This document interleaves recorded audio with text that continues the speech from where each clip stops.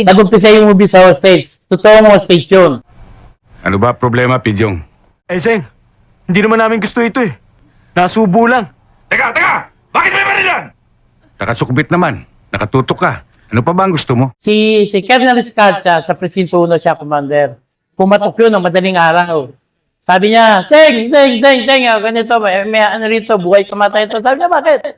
Kasi bumaba siya, alas sa madaling araw. Sabi niya, kasi may hinosis dito. Ayaw sumuko.